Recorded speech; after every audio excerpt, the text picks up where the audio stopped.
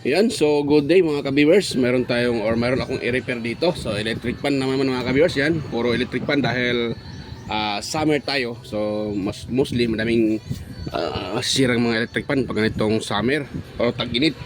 So ngayon, ito, reklamo na may-ari. Kakadala lang. So ito ay wala daw power, hindi gumagana. So nung ito ay aking tiningnan visually. So ito yung nakita ko mga ka-viewers, oh. Ayan, o. Ayan, di ba? Tingin ko ito ay pumutok. Ayan, o. Pumutok yung kanyang pinaka-cord, pinaka-wire. Ayan, o. Kita nyo ba mga ka-viewers? Ayan, o. Pumutok. So tingin ko, pumutok ito at nadama yung kanyang number or common wire.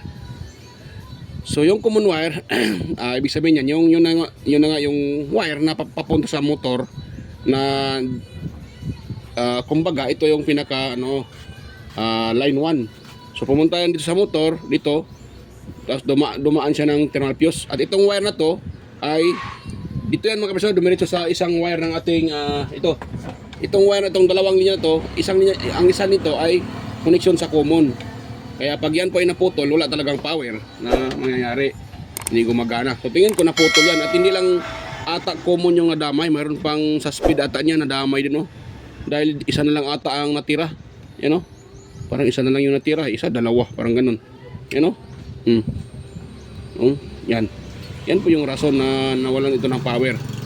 So sa dahilanan, ito ay gumagalaw-galaw habang nagro-rotate siya. So gumagalaw din itong wire. So may tendency na ito ay uminit at nag-spark. So yan. So pero bago ko pagagawin yan, siyempre akin muna itong linisan mga ka-viewers, dahil yun nga, madumi. At pakita ko rin sa inyo na ito pala ay walang power, para siyempre para maniwala din kayo. Baka naman sabihin na ay gawa ko lang. So pakita ko, ito yung kanyang pinaka power cord, So yan yung power cord niya. So salpak natin. Ito naman yung aking outlet. So salpak natin siya mga ka-viewers. So wala. Yan, 1. Naka number 1 na yan. Tapos number 2, 3. So wala talaga siyang power. Madaling salita, yun, putol yan. So ganyan. Kaya nag-spark So yan. So tanggalin ko lang muna ito, para ito ay, so ito wala itong papalitan siguro na pyesa. So ano na muna, check up ko rin muna yung kanyang baka mahina na. Kung makakas pa, hindi ko napapalitan yung kapasitor. Baka okay pa yung kapasitor. Pero pag mahina na, so kailangan natin magpalit ng kapasitor para bumalik sa dati niyang lakas. Yan. So tatanggalin ko lang to dahil ito ay nakaklip.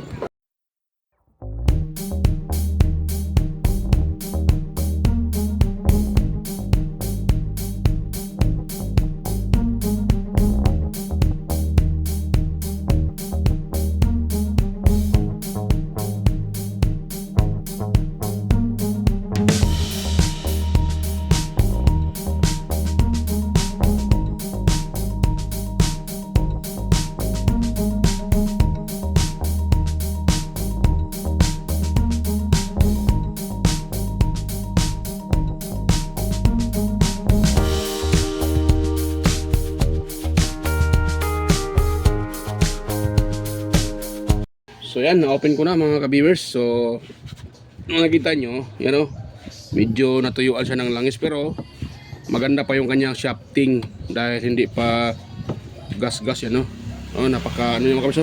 napakalinis, walang groove. Ito naman sa unahan, ganun din, wala ding groove. So ibig sabihin, kulang lang ang ito sa langis, kaya medyo matigas sa kanina ikutin. So gagawin natin dito, siyempre maglagay tayo ng langis. Yan, dahil hindi naman pwede pag hindi tayo maglagay ng langis, dahil importante yan sa ating electric pan, yung langis talaga. Tulad ngayon na mainit yung panahon, so yan po ang sikreto sa ating electric pan, na hindi basta-basta masisira, hindi basta-basta mag overheat ang paglalagay ng langis at paglilinis ng ating electric pan. So mahalaga yan mga ka-viewers, yan po yung tip ko sa inyo. Yan, konting tip, simpleng tip pero mahalaga at makakatulong para hindi masisira kaagad yung ating electric pan. Yan, ganun lang kasimple. Simple lang yan pero malaking tulong sa ating electric pan sa bahay. Yan. Dito magiging tayo ng langis, you know, tuyong tuyo. Tuyong tuyo siya mga kabeso, tuyong tuyo, wala nang langis. So langisan lang natin. Ayun, sip-sip kaagad ng yung oil na nilagay ko. Dito din, lagyan din natin. Yan. Yan. So dahil ito ay nalagyan ko na ng langis, so magagawin ko naman ay isauli ko uli, di ba? Ganun lang. Yan, so sauli ko yung mga kabers, sauli ko yung mga tornilyo at balikan ko na lang kayo pag yan nasauli ko na. Pause ko muna sandali para hindi na video natin. So yun mga ka-viewers, na-assemble ko na uli yung electric pan at the same time naglagay na rin ako ng langis dyan sa loob. So you know, malambot na siya mga ka-viewers. So ngayon dito tayo dumako sa kanyang main problem kung bakit siya nawala ng power. So dahil dito, you know, yun nga yung nag-spark na yan. So ang gagawin natin dyan, i-open lang natin yun. Yan, open natin, yan. So putol talaga mga ka-viewers yung mga wire at isa na lang ata natira, kaya puputulin natin lahat yan. Yan. Dahil putol nga lang din naman siya, ipuputulin lang natin. Yan. So ang pagdugtong naman nito, ano nyo lang, ano nyo lang sa kulay sa kulay lang. Kung anong kulay yung dito, ganun din yung ano natin, dugtong. Yan, ano nyo lang sa kulay. Madali lang naman ito idugtong mga ka-viewers.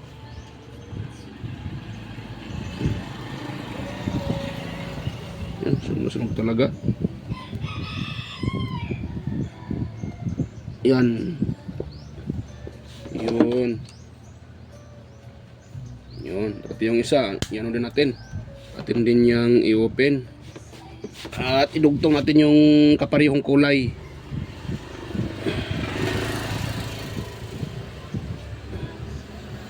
Yan.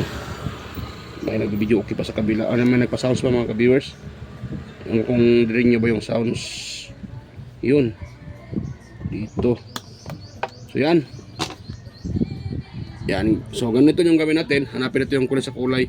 Ito, mayroong red, yellow, brown at saka white. So ganoon din dito. Yan. So dito muna tayo sa brown. Brown, gray pala, gray. Hindi na ako nakakilala ng kulay Hindi ko na alam yung kulay mga ka-viewers. So dito tayo sa isa. Yan, isa-isahin natin idugtong yan mga ka-viewers. Kahit huwag nyo lagyan ng electrical tape, pwede lang naman basta maganda lang yung pagka-twist nyo. Yan, pwede lang yan. Yun. Yan, dito din sa yung aking electrical tape. At siyempre bubudburan natin ang electrical tape para safety yung gawa natin, hindi mag short circuit.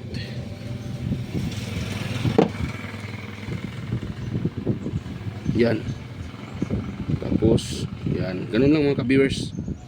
Yan, dugtong lang lahat yan. So pause ko muna dugtong lang naman lahat yan Yan, pause ko muna. Pakita ko na pag ito ay tapos ko ng mga idugtong mga ka-viewers. Yan. Yun. Ganun lang Ganun lang kasimple. So pakita ko na pag nadugtong ko na. Yan. So okay na yan mga ka-viewers. Na-assemble ko na. Yan kaha. So at nakasalpak na rin yan sa sa outlet. Ito yun. So test natin sa number 1. Yan, gumana agad siya mga ka-viewers. Umarangkada agad. Yan, number 2. Number 3. Yan ayun. Goods na. Yan, yun yung mayayari Yan sir Ayan, kaway-kaway sir. Ano pangalan sir? Joey. Ayan. So okay na sir. Ano masabi sir? Okay na? Okay na. Yan, okay na daw mga ka-viewers. So yun. So hanggang dito lang mga ka-viewers. So okay na. Yan. So yan mga ka-viewers, pasensya na, hindi ako nakapag-shoutout kanina. So kinuha agad ng may-ari dahil mamadali sila. So yan. So dito na lang ako mag-shoutout mga ka-viewers. So yan. Mega loud shoutout sa inyong lahat mga ka-viewers. At yun. At yan yun sa mga sa mga nakasubaybay at palaging sumusuporta sa aking munting bahay. So yan, mega loud shoutout sa inyong lahat. Sa mga palaging nagko-comment, yan, mega loud shoutout. Yan, lahat na nanonood at sumusuporta. At kan na rin kay shoutout din pala kay Sir Warley Santilisis. Ayan, shoutout sa iyo, sir. Sir Warley Santilisis, shoutout. Salamat sa iyong panonood, Sir Warley Santilisis. Ayan. So at ganun din kay Sir kay Sir Randy Trinidad, Sir John Santiano, ayan. Sir Florindo Isidro, John Mercado Jr., Manuel Mahadukon, yan, Meridel, kay Sir Ferdinand Lopez at sa kanyang mga pamilya, at kay Liam Oxy Lopez, ayan. Shoutout po sa Lopez family. Edgar Jr. Dato Talavera, Sir Edgar Macam, Vicente Biboso Bandiquillo, shoutout. Donato Matias, yan. Beljan Calderon, Perdi Ronquillo, Emerald Quillosa, Cesar Plistado, Anastasio Certisa, yan, shoutout sa iyo, sir. Sir Boy Anastasio Certisa, Sir Darmin, Sir Chris Legitimas, Sir Alfonso Puntod, yan, shoutout sir. Jeffrey Nobilias, Damaso Ramos, Baltasar Jerko Prambadyang Valencia Bohol, Roldan Mendoza, yan, Sir Ronnie Halipa, yan, at sino ba yun? Shoutout din kay at shoutout din pala kay at aking mga kapwa content creator. So shoutout sa inyong lahat, kay Master Andy Tech, Andy Rabino TV Tech, Andy Rabino to, ayan, kay Inting Butingting, Andy Rabino to, at kay Teletitcher, West Jojo Tech, Maya Vlogs, Fix and Review, Yoda Tech TV, John P. Technician, Rolo Boy Studio, kay Philam Country Living, White Berry, Horseshoe TV, Bullet Train Channel, Soktik TV, yan, kay Kerry Mendoza Vlogger, Nelt Vlog, Edstick TV, GFC TV, John Taperla TV, Maris Diaries, Kakay Vlogs, Belbermad, CB21 Vlogs, Bongbek TV, GT Rewinding, Capti Adventure. Ayan, shoutout sa inyo mga master, mga idol. At shoutout rin kay Master Aguido Flores Jr. Halin, aka Ballpen Teacher Vlogger ng Quezon City, Lane Abali Lifestyle, yan, Joss Electronics Vlog, kay Amigos Amigas, Mercy Wirham, kay Leotech, DGS Channel, kay Leaks TV Official, ayan, kay Abid Explorer, ayan, Life in Japan Countryside, Dean Lins TV Vlog na natanan, yan, shoutout sa iyo, idol, Dean Lins TV Vlog, kay Maskarang Vlogger, Marco Francis Bin13 Mix Vlog, Aling Pips, Pudi Expert, kay Nature Sound, ayan, shoutout, kay Guets Kalikot, Master Guets Kalikot, kay sino pa yan, Darwin Tech, yan, Farmer Boy TV, Roger Cedric, DJ Disco Hunter, Ipras View, DJ Lin Mix TV, Miss Jamie Balina, DJM Mix Vlog, shoutout sa iyo, idol, DJM Mix Vlog, Wellmas Music Vlog, ayan, kay PBG Blabberpan, Monarch Smart TV, kay Ari Vlogs, Atimers, Lenel Jai Jobudiso, Nanay Ruby Channel, Danny TV, Brother Joey Music, Shirley Sim, Rickman Vlog, Wild Boys na Bolastog. Yan, shoutout sa inyong lahat mga ka-idol, mga master, mga lods, shoutout sa inyong lahat, ma'am and sir. Yan, sa mga gusto magpa-shoutout, pwede rin kayo mag-comment sa comment section para ma-shoutout ko. At yun. So sa mga gustong, sa mga mayroong tanong, so mag-comment rin kayo sa comment section. Ayan mga ka-viewers, hanggang dito lang po at bye-bye po, at kita-kita tayo ulit sa aking next na mga upload sa payang nga pala. So sa mga bago pa lang dito sa aking channel pala, huwag niyong kalimutang mag-subscribe. Kung mayroon kayong nakuha mga ka-viewers sa aking isinishare, sana huwag niyo pong kalimutang i-subscribe yung aking channel at huwag kalimutang i-share sa iba para makatulong tayo sa mga gustong mag-DIY at mag-repair sa bahay. So ayan. So ayan, hanggang dito lang at kita-kita tayo ulit sa aking next na mga upload. So bye-bye po mga ka-viewers. Yan.